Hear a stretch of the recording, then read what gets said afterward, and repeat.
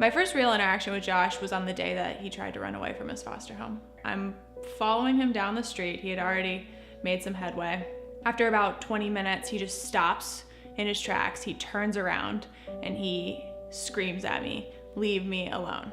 I told him, "Look, if you want to be left alone right now for a few minutes, I can do that. I can give you that space, but you're not getting rid of me. I don't know what you're used to, but I'm not going anywhere and I'm not giving up on you."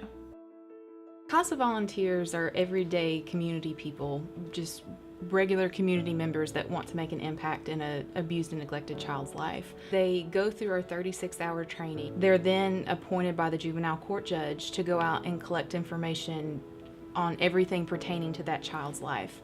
Our CASA volunteers get appointed at the start of a case, so when a child comes into custody, they are there from the beginning.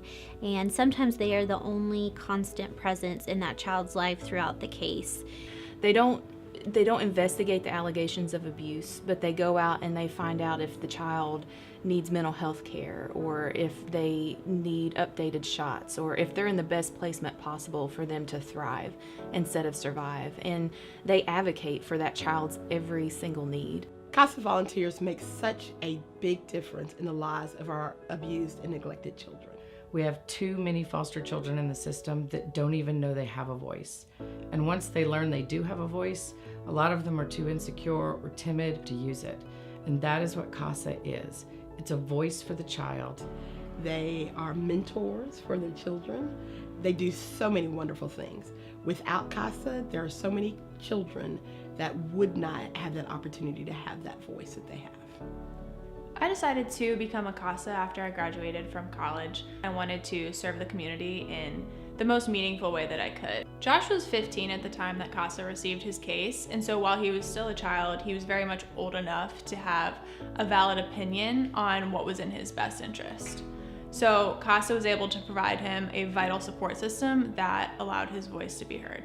It turned out to be a permanent support system as well. I've stayed involved in his life. Once his case was closed, he met my husband and my husband became involved in his life.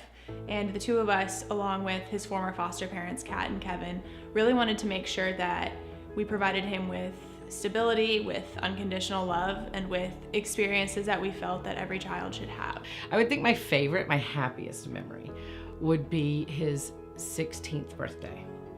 He was no longer in our home. He'd been reunited with his family, but Allison and I got together and planned a surprise party. We told Josh he was coming over just to hang out for a little bit, and when he saw that there was a party just for him, that 10,000 watt smile lit up the room, and he said, "I'll be right back." And we all kind of went, "What's going on?" It didn't take us long to realize that he stepped out of the room because he was crying. Nobody had ever thought to throw him a party before. So it was kind of heartbreaking and heartwarming all at the same time.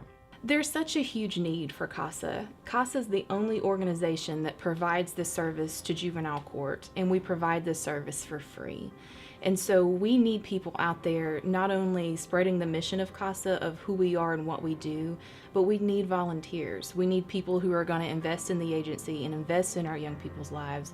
And we also need donors. We need people who are going to help support our mission. Volunteering with CASA allowed me to become informed in a very in-depth way about the challenges that so many children in our community face. I was so moved by my experiences with CASA that I decided I wanted to commit myself in the biggest way that I personally could to serving underprivileged children in our community. So I quit my job in the music industry, and I now teach 7th grade at a local public charter school that serves children from underprivileged communities. Through CASA, I've been able to advocate for incredibly deserving children. CASA has changed my life because of the relationships that I've formed. My relationship with Josh is one that was so unexpected, but is so incredibly special to me. When I first took Josh's case, I knew that there'd be a point where the case closed, and I thought that the question would be, should I stay in his life because it's the right thing to do? And that didn't end up being my question at all. My question was very much, how could I ever live without him?